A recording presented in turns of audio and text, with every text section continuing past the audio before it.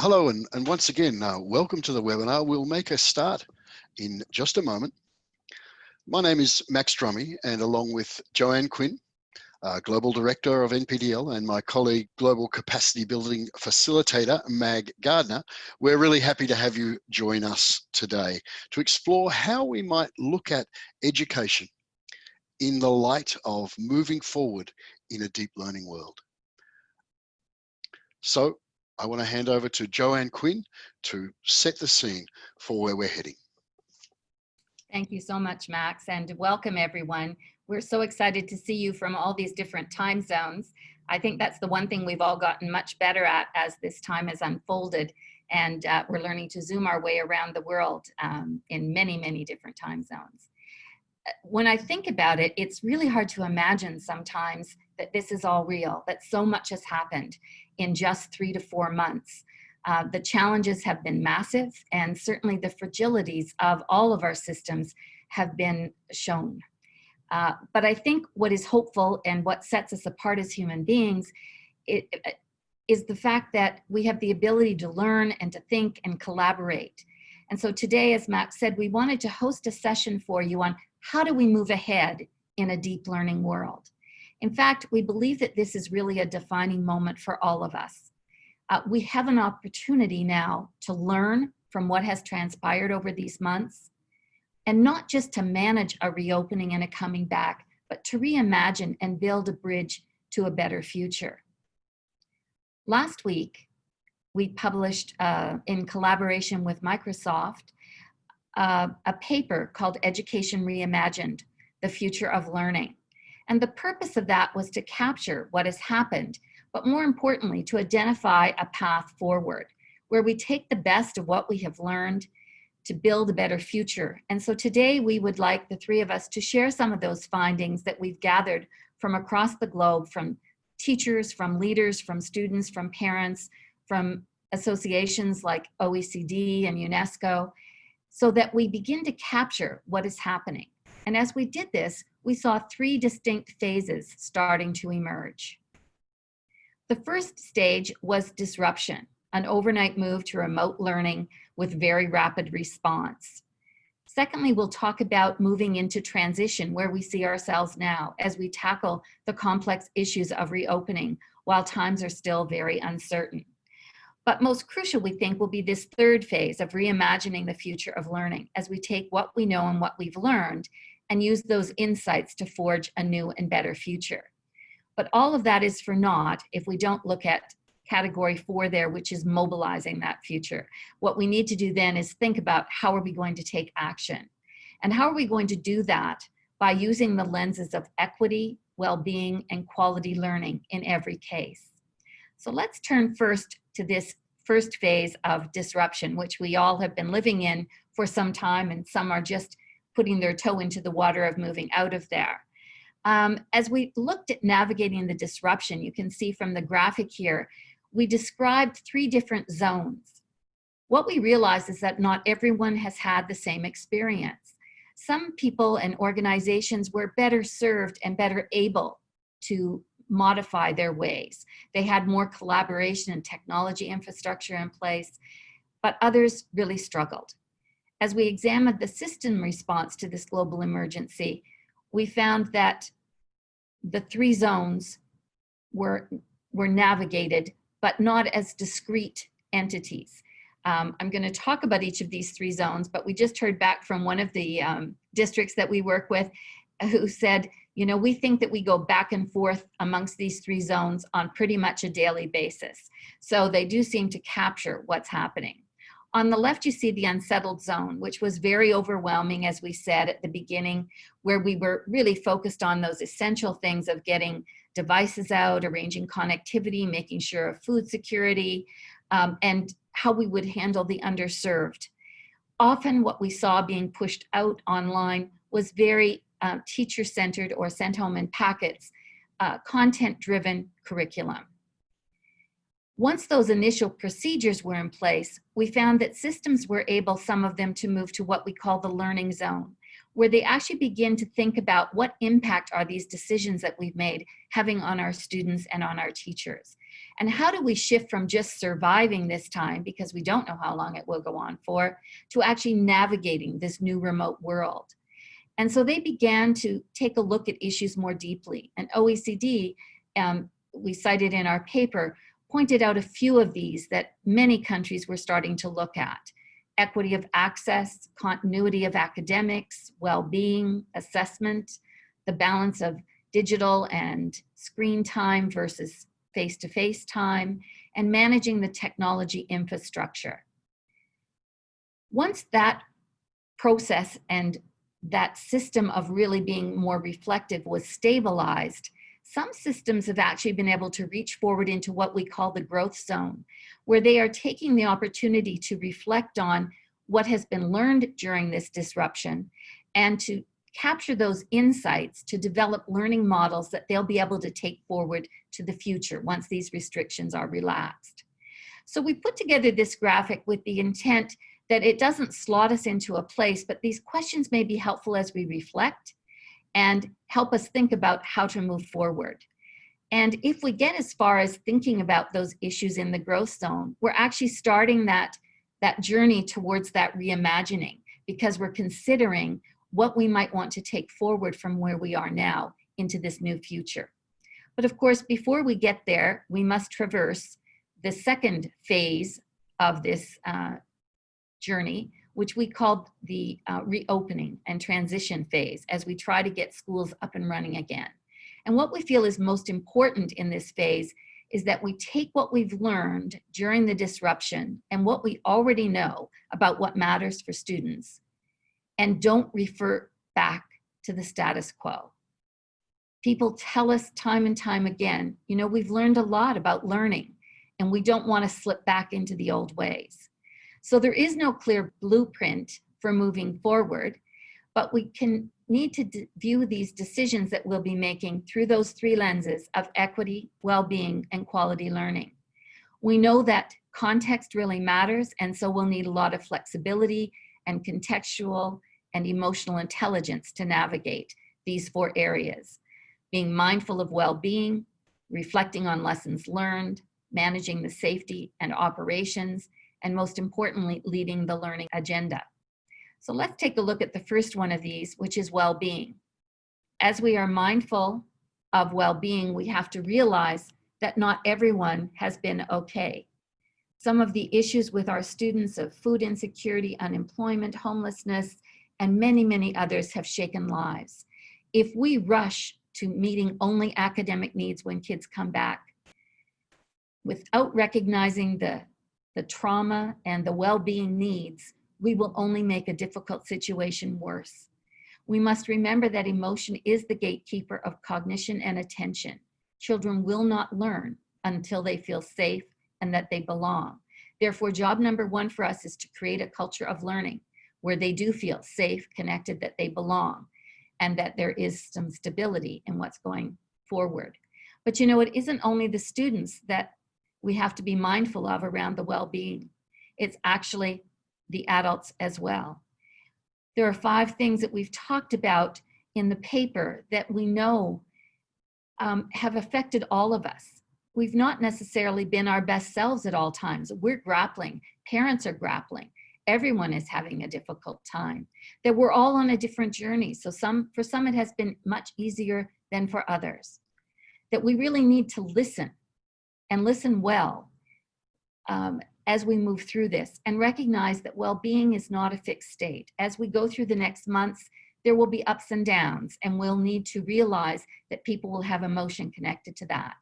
So we need to be kind to ourselves, to our students, to our parents. It's really a time for empathy. So how do we move forward? We created a graphic and a process that we think could help you understand where you have been and take the pulse of your organization by engaging everyone in this reflective process. We've portrayed what we see happening in terms of decision-making for the next while in this Venn. Safety needs are at top of mind, but so are learning needs as kids come back.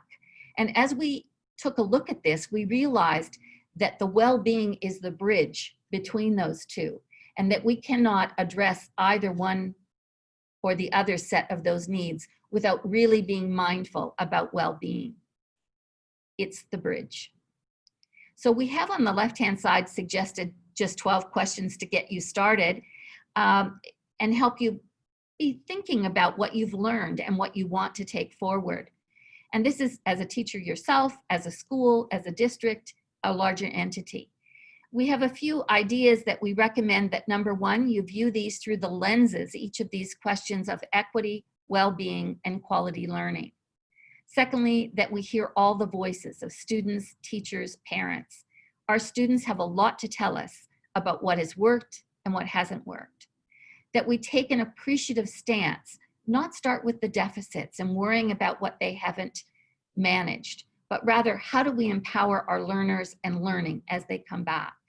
And finally, as we go through this process, to foster deeper relationships by viewing teachers as leaders, parents as partners, and students as agents of change. So with all of this in mind, we know that context really matters and that you have a plethora of ideas that we want to tap into. You've had insights, you've had learnings as we've gone along. So what we're going to invite you to do now is to participate by using a Padlet. If you have a second device, or you can pull up another screen, you see the bit.ly there that will take you to this Padlet. And we invite you to share your most significant insight about well-being, quality learning, technology, and equity. So what has come to mind?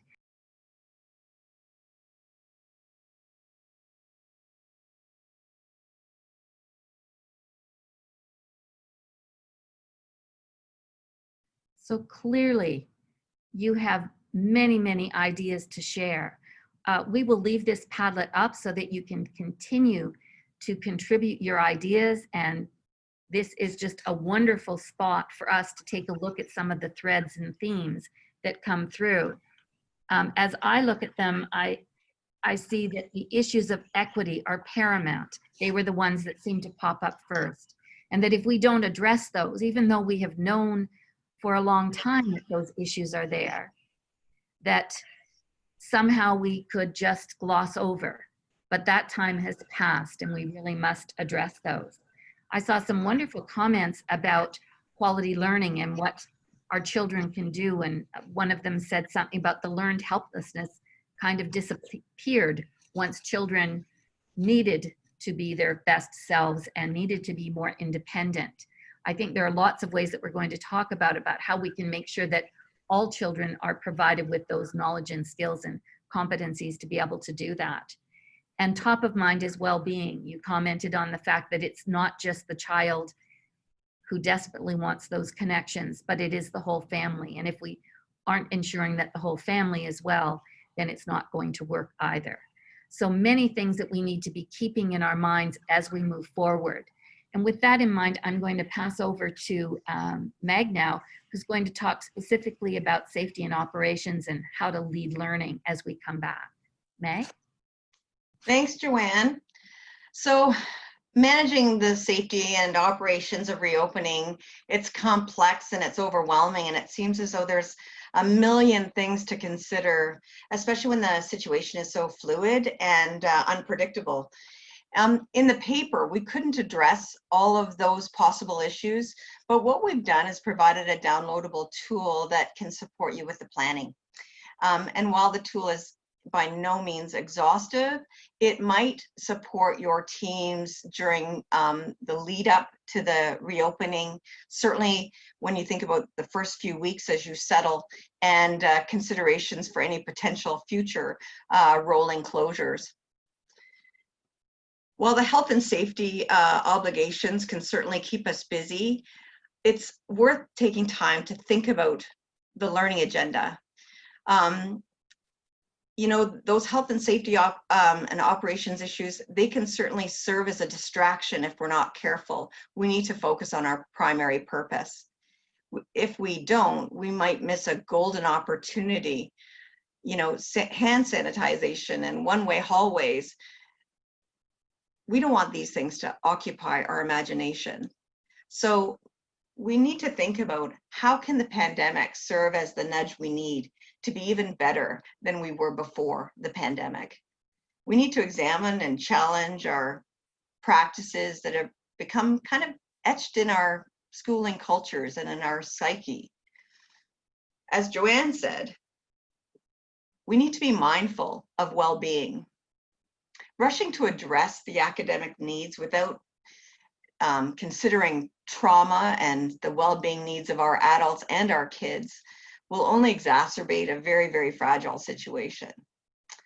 So we need to remember that in high stress times, our brains are designed to put high order thinking like cognition and problem solving and attention on the back burner.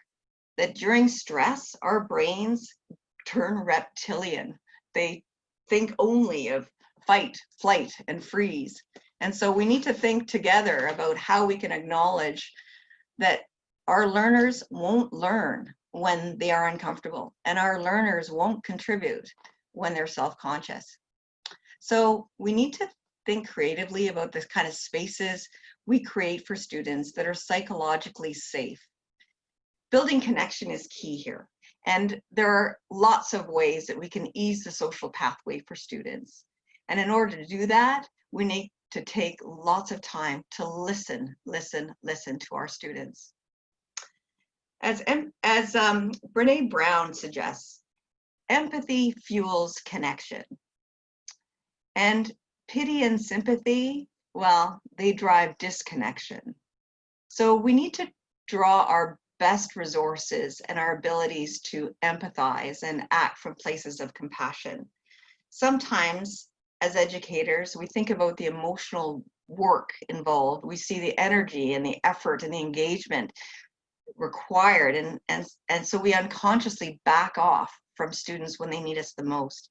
So we need to recognize that while we can't solve all their problems, and they will come back with many, we can walk with them and coach them, guide them from the side, and empower them to find their own efficacy as they move forward. So empathy involves recognizing emotion in other people and acknowledging that emotion. It means taking their perspectives and staying out of judgment. And it's for this reason, this staying out of judgment, that it's really critical that we take this time to reconsider the value of tests, quizzes, high stakes evaluation. These strategies, they heighten stress for most learners in the best of times. And therefore, one has to wonder whether they provide really accurate information of a learner's ability. I wonder whether those high stakes tests provide us with any meaningful information about how to direct the learning forward. Gideon Bruels, one of our Dutch deep learning educators, shared a very creative strategy that you can see here on the screen. It minimizes the threat in the report card. He invited students to self-assess their global competencies, and then he invited them to reflect on and share their perspectives on the year they've just experienced. So it's really that authentic incorporation of choice, voice, and agency that can really make a difference for kids at this time. There are countless ways to do this, of course, and there's some suggestions that are here. But what we see over and over and over again is that choice really does matter. Students crave the opportunity to use their voice. They see themselves as capable and want to exercise their agency. And they're driven by purpose and meaning. So we need to listen to what they have to say, and we need to draw from the rich insights that our teachers are providing and chart forward a new normal. Right now, Max is going to walk us through what we've discovered during this time, and he's also going to articulate that reimagined education that we all long for. Max? Thanks, Mag. And so in our conversations with our global partners, with our research allies, with our friends, with our colleagues across our global network, we noticed a few things emerging in consistent and powerful ways. Those schools and students who did well during the phase of remote learning, displayed things like resilience, self-regulation, perseverance, those soft skills, as they're sometimes labeled, that have been thought of that they're nice to have. But recent evidence has shown us that they are foundational skills for success. And therefore that as teachers, we need to actively address them. We saw that without real social connection and real purpose to that connection, engagement was not universal. Engagement was much more random. So during this remote phase, we were forced to start to think about what's really worth learning, what really matters for our students. As we return, there is the danger of going back to legacy teaching, of reverting to a focus on content and content only. What we would really like to see happen, what we would advocate, would be, yes, there is some essential content, but there is also a range of competencies, some of the things you see on the skill there, that are critical for students and for their success. And it is our work as teachers to build not only the knowledge of and understanding of content, but also of competencies. Certainly, the importance of technology became much more elevated during this time. It is part of a solution in this hybrid model, combining the best of what we have done and can do in schools with remote and digital engagement. It's more than just a quick fix. Technology needs to be thought of as a way to enhance and accelerate learning. Our partners in Hong Kong, in the English Schools Foundation, had a really strong vision of what deep learners should know and be able to do, and be a strong technology platform. But they learned that the platform alone was not the only way to utilize digital. In fact, they said that their aha moment was when they saw technology as more than a delivery or transmission medium. When it allowed collaboration, communication, and connection, teachers who embraced those uses saw more powerful learning and more powerful artifacts of learning from the students in their classroom. So let's consider the way that we use technology to collaborate, to communicate live, to have dialogue, to have peer interaction, to make the experience student-centered, guided, of course, by teachers who balance the time on screen and off screen, synchronous and asynchronous, to explore, to create, and to build understanding. We'd like to share a couple of examples from a group in Australia, providing an opportunity for students not just to learn about the world, but to take action, to share their stories, to express the way that they feel through this time. So oursharedstory.org.au and the Facebook page that's listed, again, you'll receive a copy of this PowerPoint presentation. So you'll be able to follow those links, allowing students to be highly interactive, to incorporate and weave in. You see in the year one students started using coding and Scratch to tell their stories. So curriculum outcomes are there, but they are interwoven with these competency developments. Again, a group that we'd been working with for only around 4 or 5 months in Santa Monica, in California, found, and they were disappointed that their traditional open house wasn't going to be able to be held because of the pandemic. And so they reverted to digital. The focus, though, as well as using digital, was around citizenship, character, and creativity. And if you jump out to this Padlet wall, you'll see a range of videos from students as young as grade 1 all the way through to 6th grade students. All of the students were invited to contribute to this virtual open house, and it's a wonderful and heartwarming story, again, based on more than academics. So let's take a breath and start to think about this notion of reimagining learning and what that might look like. Tom D'Amico, Associate Director of Ottawa Catholic School Board, provided us with some wonderful thoughts here around the idea that one of the things that we were liberated from during this phase of remote learning were bell times, were the constraints of space and place. Learning, in fact, could happen anywhere, anytime. And so we've been liberated from some of those traditional constraints and allowed perhaps to think outside that traditional box. However, that reimagining also needs some guiding questions. And Joanne earlier mentioned the use of an appreciative lens.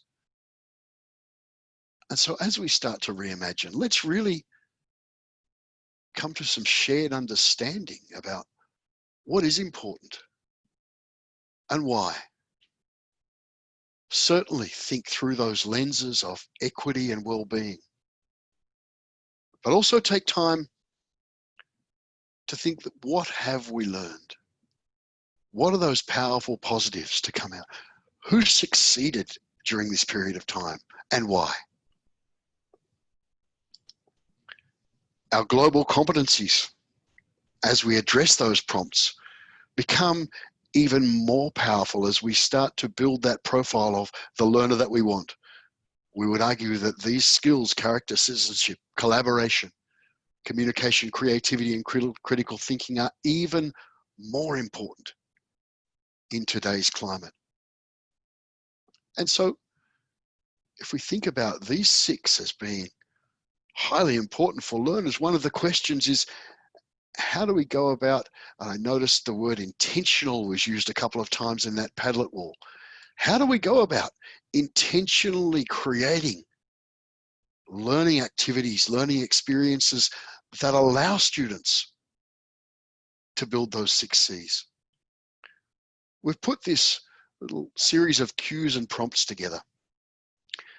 It's built around the 4 elements of learning design: pedagogy, what we do and how we do it, the partnerships we have with others in learning, the environment, both physical and socio-emotional, and the idea of leveraging digital, using technology to amplify, accelerate, and connect learners and learning. This little document's not meant as a checklist.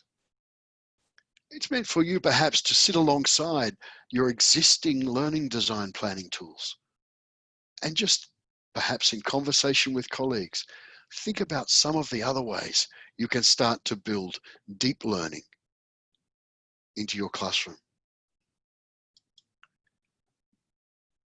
As we shift to move again, this table echoes some of those points in the previous slide. We move from teacher-driven to a phrase student-led, but teacher-framed. It's not full carte blanche. The teacher needs to put that framework in place for students to work into and through. Moving from transmission to authentic real-world problem solving. Compliance to relationships. Again, that notion of transmission, receiving knowledge, to inquiry and building knowledge. Learning that is deep, is connected meaningfully to student interest and voice. Promotes that voice, choice, and agency for action. And finally, technology as a connector and an amplifier. I'm going to hand off to Mag now to talk us and switch the focus a little to one on well-being and equity in this reimagined space. Thanks, Max. So there's been lots of talk on social media about Maslow before Bloom. And during the emergency pandemic, we understand that that was absolutely critical. But as we move forward to a reimagined educational space, we'd suggest that Maslow and Bloom walk side by side. So our special advisor, Dr. Jean Clinton, uses this double helix to show how equity, well-being, and deep learning are inextricably linked. If you leave one out, you do disservice to the other two. So what connects all of these things is the power of human relationships. Psychological safety, supported by healthy human relationships, is necessary for learning for all. And appreciating that equity and well-being are not sideline attractions in a high-quality deep learning classroom, that they're absolutely integral to the learning, we're going to have to do some work ourselves. And we're going to have to confront ourselves, and we know this is going to be challenging. As a teacher, or maybe some teachers might be thinking, wait, hold on a second, like, I'm white. What can I possibly know about racism? How could I contribute? Or I'm a teacher. I'm not a social worker. I don't know how to help students. And it's kind of nerve-wracking to think that you might be courting controversy or rocking the boat. So many of us feel paralyzed about how to move forward, even though we have really good intentions. We just don't know where to begin. So here's the thing though. Doing nothing is no longer an option in this very complex world. Our students need us more than ever. And so we have a responsibility to foster equity, well-being, and deep learning for all students, even if we feel like we're not experts. So we need to get more comfortable being uncomfortable. And we need to listen, and we need to ask really good questions, and we need to unlearn and then relearn. We need to examine some of the practices and challenge those practices and habits, and begin to see ourselves as human developers. These supportive practices that are on this screen, they're pretty simple, but maybe they reflect simple steps as we move toward paying more attention to well-being, deep learning, and equity.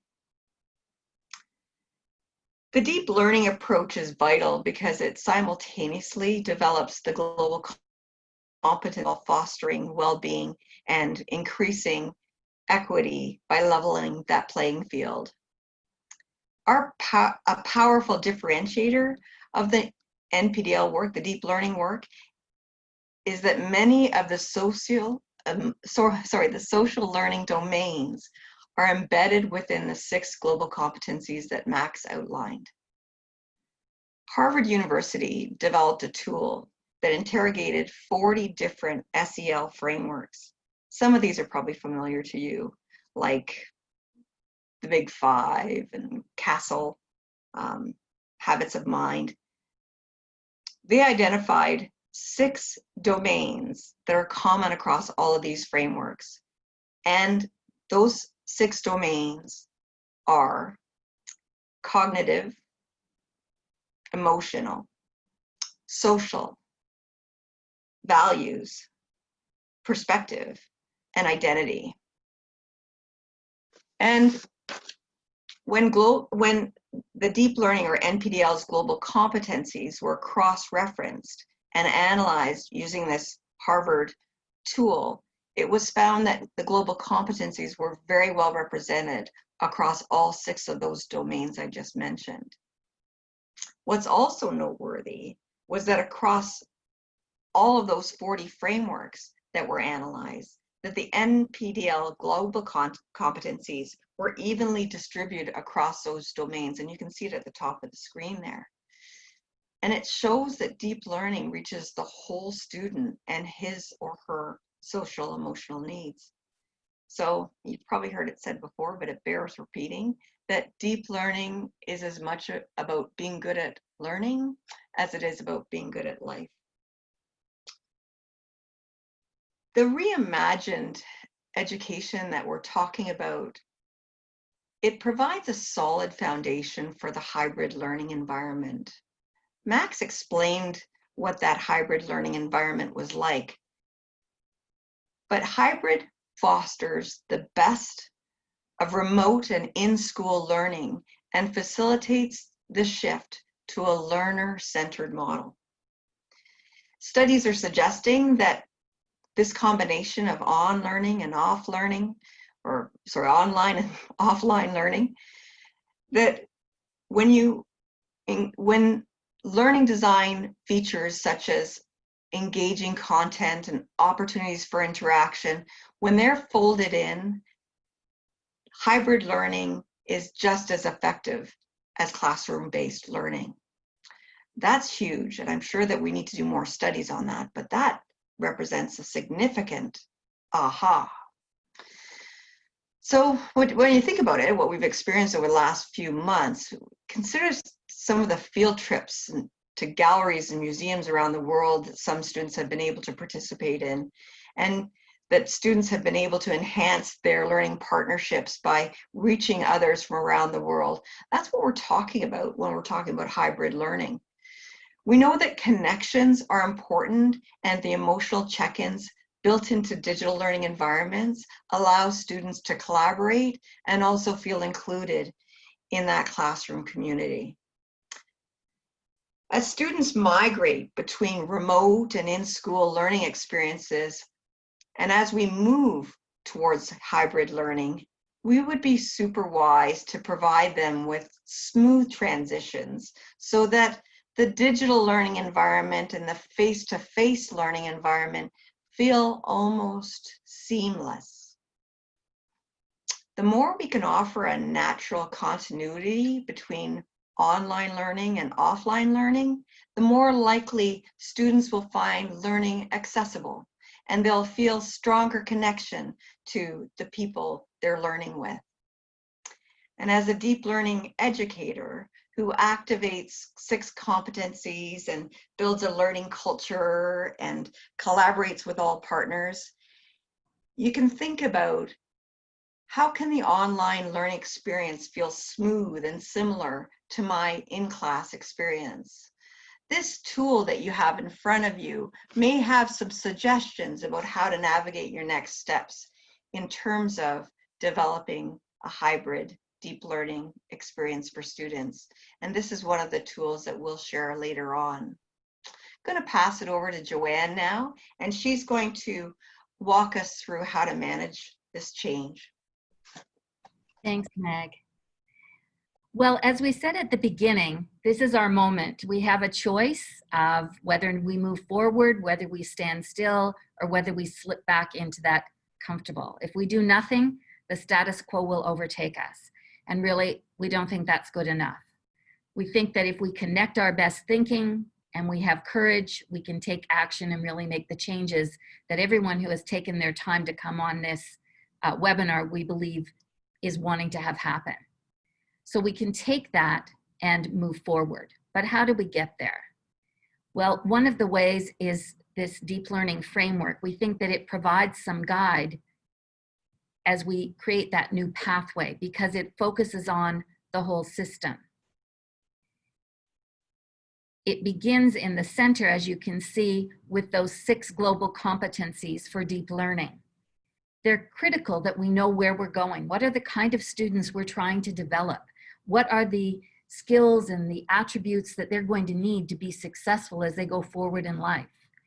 Once we know that, we need a way to figure out how do we create the kind of learning experiences that will make that more likely. And that's that second ring there with the 4 elements that Max talked about. As we work collaboratively and we go into this new phase, we can use the same language and say, how are we going to design, whether they're at home or they're with us? How do we use these 4 elements to make the learning more authentic, more meaningful, and more connected for them? But we know that that doesn't happen in a vacuum. And so we need to make sure that we have the school conditions and the district conditions ready to support what teachers are being innovative and trying to do. So we provide some rubrics that are helpful in thinking about those things and some directions for systems to think about what kinds of policies and practices do they need to put in place.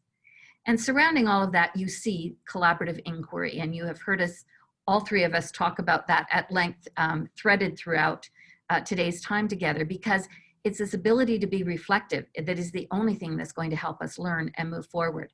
Otherwise, we just repeat history. And we need to have a new and fresh way to deal with our students who will return, and they will be different than when they left. And as teachers, we'll be different than when we left. And if we do this well, what we do is we impact equity and well-being, because we create a new way for children to show their learning, and we create an opportunity for all children to be successful by creating the right kind of positioning for them. So as we look ahead, what will it take for a whole system to change and to really transform? On the final slide here, we talk about what does it take for organizations to change. Well, we think as you look down that list, all the ingredients are here for a social movement to take root. And having been on many of these webinars and Zoom virtual conferences over the last few months, there is a huge readiness out there. For the first time in my lifetime, the entire world has had one experience. And so we have an opportunity to learn from it and to learn from it together. And we saw that on the Padlet wall, not just to change education, but to change society itself so that it is more just and more equitable. So the ingredients here are in place. There's been this disquiet for some time with the status quo. Many of us have known that we're not serving all of our children well, but that has come to the fore during this time. The inequities have been laid bare. So we also have a valid alternative. We suggest that deep learning and our global partners have been testing this out, testing the prototype for the last 6 years, and have found that it's extremely meaningful with kids. So that's in place. The pandemic and the issues of racism and massive inequity have been the decisive moment that we may need to make change happen. Now is the time for us to influence policies and practices and take action, because together I think we are an irresistible force. Students are natural change agents, and they are ready to embrace their future. So this is a once in a generation moment, and we think we ought to seize it. So with that in mind, we're going to pause right now and take any questions that you might have submitted through that Q&A box. So I'll turn that back to Meg, who's going to moderate the question period. Thanks, and I'd welcome Max to the scene as well. Max. Sure. Thank you. We do have a few questions. One that has just arisen, and I'm going to direct it to Joanne. So Kim Sharf is asking, she's basically describing that she's encountering a lot of political barriers and a lack of reception from government around this kind of learning, and she's asking, how would we move forward with this when really her government values the status quo? That's a difficult question. I think that showing that it works is probably the best way, taking small steps, but getting started. So it isn't an either or. We don't teach the regular curriculum or do deep learning. We talk about those 6 global competencies. I always talk about them. It's like putting on my glasses. They are lenses through which I look at what do students need to know and be able to do. And so with whatever curriculum you're needing to teach, you can start to use those competencies and select one and start to be more intentional in how you use it. The same thing with the learning design. It matches perfectly with traditional planning, but bumps it up by considering not just the curriculum outcome, but the competency you're trying to build and the way that you can assess all of those. So with that in mind, where we've seen it be successful across the world is that as teachers try this out, a few things happen. The kids change immediately because they're getting choice and voice, and they start to see it's meaningful and authentic. Well, they go home and talk to their parents, and parents start to say, wow, what's going on? Something's happening. My child is coming home and talking about what's going on at school instead of saying nothing when I ask them what they did today. And they start to feel more energized. That bubbles up. Other teachers in the building start to see and notice. And leaders who are supporting it are sharing with other leaders. So you need this groundswell of bottom up. At the same time, that pushes some pressure to the next level to say, do we have the right practices in place? So it's a top-down, bottom-up, and a middle thing. We have to all be working on it, but I think nothing succeeds like success. So the more we can have these small pockets starting to show proof of concept within your geographic context, then we can invite people to come and see how different the children are when they're learning this way. And that, I think, will help us move forward. And then if you are in a leadership position, you're always building that lateral capacity, and you're always reaching up to influence those policymakers at every level.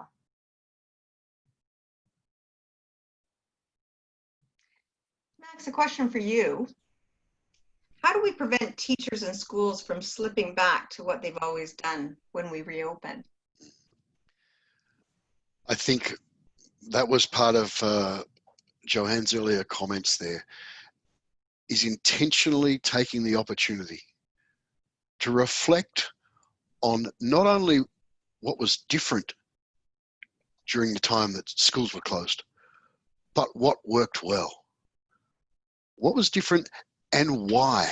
And for those students who really had success, what lay behind that? So the use of that reflection tool will really guide the conversations around those 12 different areas that we've tagged, and allow us to take a breath, certainly get the operations and the safety under control, but don't fail to capitalize on this as an opportunity to shift practice.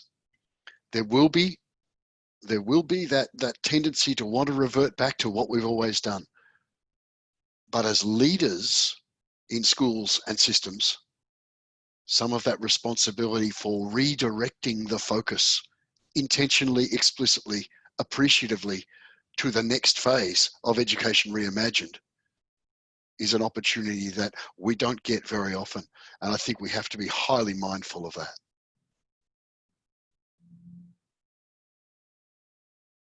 Would you like to add anything, Joanne? No, go ahead. So this one comes from Tom D'Amico, who's actually a director of education, Max, just a little clarification. Thanks, Max and Joanne. Has any of your research shown how the combination of deep learning and distance learning has positively impacted students that are more introverted than extroverted? Interesting, huh? And I've wondered about that myself, because being a recovering extrovert, the beginning was not easy. But I'm not sure that we have any insights yet emerging from the field. I don't know that students self-identify that way, or whether students would be all one or the other. What are your thoughts, Max, Joanne? I think that certainly that's an area that we would look to understand, and perhaps that's again when students start to come back to school, that's part of the conversation around finding out who succeeded, who went well, and why, and identifying perhaps, are there some trends there that we could pursue with some future research and follow up on a longitudinal basis. And to that end as well, how can we really leverage digital so that we are not creating antisocial or behaviors that alienate students, but rather bring out their best selves and allow them to contribute and so on, so that all students' needs are met through this hybrid environment? What were you going to say, Joanne? I interrupted. I think we're seeing some anecdotal examples that we want to follow up on, as Max said. And also what you were just saying, it's the hybrid. We need to be sure that we offer different ways of learning for all kids. And because they don't have to be remote and down the road in their own home to be using online or technology in a way that helps them focus or connect. So I think it's what we talked about, is elevating the way we use technology so that it's more focused on the learning and the sharing and the building of knowledge and the collaboration, the peer interaction, may help kids who perhaps are shy when they're doing it in a regular face-to-face classroom, but they find that some of the barriers are down. But as we've said, I think we need to learn more, and this is a great opportunity for us to ask those questions. Absolutely. This question comes from Jennifer Gottlieb from Michigan. I'm worried about all the health and safety guidelines we're seeing. Desks in rows facing the front will reinforce old mindsets. How to attend to this while focus on deep learning? I have one thing to share that is a little bit counterintuitive. And in Ontario, where we live, Sick Children's Hospital has just released guidelines that have said that they feel that kids need to connect, that they don't need to be wearing face masks, and that they need play. And they have a lot of other suggestions about keeping them in groups of 6 and so on. So it's not that they're saying don't do anything, but that, you know, I agree with you. It worries me to think about them going into those rows. So maybe we need to not put them in rows, but think of other ways to accomplish the social distancing. It's going to be a challenge. And I think the only way through it is to put our creative brains together and try to figure that out. Others? That tool may have some suggestions in there once you get your hands on it. There are some suggestions about removing as much furniture as you can to optimize the ability for students to move around a space. Look for other places within a school that won't be used in the same way to provide learning spaces for students, be they cafeterias or libraries. Like Joanne, I'm concerned about play, but I'm also concerned about the kinesthetic piece. How can we keep those kids moving? And certainly the younger they are, the more they need to move. So these health and safety issues are going to take over if we're not careful. And so I'm thrilled that Jennifer and others are thinking about how can we make sure we get that settled and attend to what really matters. We're going to take one more question. Oh, I don't know if we have time, but let's just take a simple one, which is this: will there be a transcription of the webinar today? I know there'll be a recording. I'm going to direct that question to Max. Yes, we'll certainly share the text chat that, as I've had just a second or two to glance at, has been extremely robust. So we'll share that as a text file, so you'll have all of those conversations, and you'll also get a copy of the video recording, audio recording, so you'll be able to rewatch this at your leisure. Yeah, everyone has contributed so much to this text. It makes you realize there are great minds in this room, virtual room. Thanks. That's it for questions. And we'll also be able to share what's in the Padlet. You can go back and because you have the URL, you can get in there, the bit.ly.